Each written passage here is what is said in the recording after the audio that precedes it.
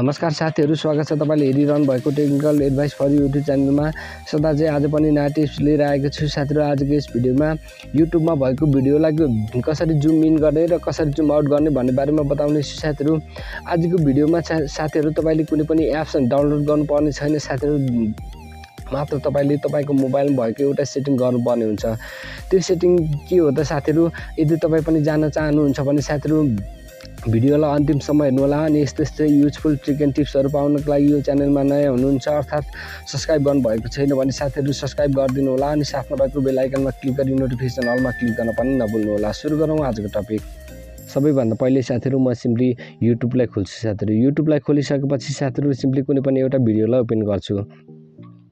यसरी भिडियोलाई ओपन गरिसकेपछि साथीहरु सिम्पली म जुम गरेर देखाउँछु। सिम्पली 3 पटक टच गरिदिनु होला। यसरी टच गरिसकेपछि साथीहरु तपाईले जत्रो चाहनुहुन्छ त्यत्रै तपाईले जुम इन गरेर तपाईले सजिलैसँग हेर्न सक्नुहुनेछ। यो चाहिँ कसरी सेटिङ गर्ने त? तपाई जान्न चाहनुहुन्छ भने साथीहरु भिडियोलाई अन्तिमसम्म हेर्नु होला। यो सेटिङ गर्नको लागि तपाई सिम्पली जानुपर्ने हुन्छ आफ्नो मोबाइलमा भएको सेटिङमा।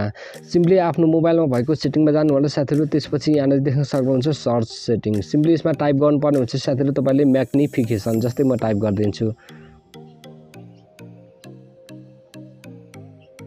यसरी म्याग्निफिकेसन टाइप गरिसकेपछि साथीहरु तपाईले सिम्पली यसमा सर्च गरिदिनु होला।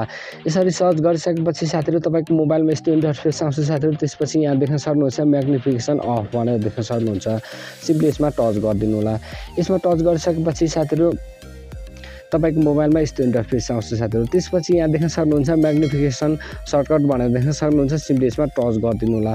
यसमा टच गरिसकेपछि साथीहरु यहाँ देख्न सक्नुहुन्छ तपाईले 3 वटा अप्सन देख्न सक्नुहुन्छ। त्यसपछि साथीहरु तपाईले यहाँ नजिक अप्सन देख्न सक्नुहुन्छ। यहाँ देख्न सक्नुहुन्छ ट्याप एसेसिबिलिटी बटन भनेर देख्न सक्नुहुन्छ। सिम्पली यसलाई अन गरिदिनु होला। त्यसपछि साथीहरु यहाँ देख्न सक्नुहुन्छ एडभान्स भनेर देख्न सक्नुहुन्छ। सिम्पली यसमा टच गरिदिनु होला।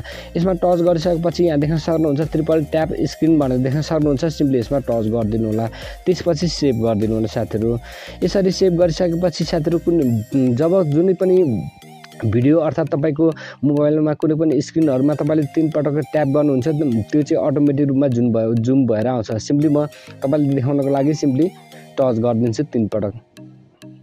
यसरी 3 पटक टच गर्नेबित्तिकै यहाँ देख्न सक्नुभयो साथीहरु तपाईले जुम इन भइसकेको छ। यदि तपाई अझ जुम गरेर हेर्न चाहनुहुन्छ भने साथीहरु सिम्पली 2 वटा ओन्ली टच गर्नुपर्ने हुन्छ। यसरी टच गरिसकेपछि तपाईले यसरी जुम इन जुम आउट गर्न सक्नुहुन्छ साथीहरु।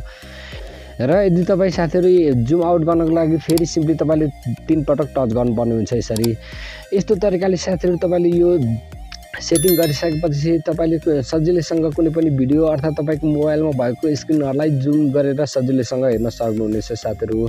आजको भिडियो यति नै साथीहरु। भिडियो कस्तो लाग्यो कमेन्टमा अवश्य लेखिदिनु होला। भिडियो मन परेमा लाइक गरिदिनु होला, शेयर गरिदिनु होला। सब्स्क्राइब गर्नु भएको छैन भने साथीहरु सब्स्क्राइब गरिदिनु होला। अनि आगामी दिनहरुमा कस्तो खालको भिडियो हेर्न चाहनुहुन्छ साथीहरु त्यो पनि कमेन्टमा अवश्य लेखिदिनु होला।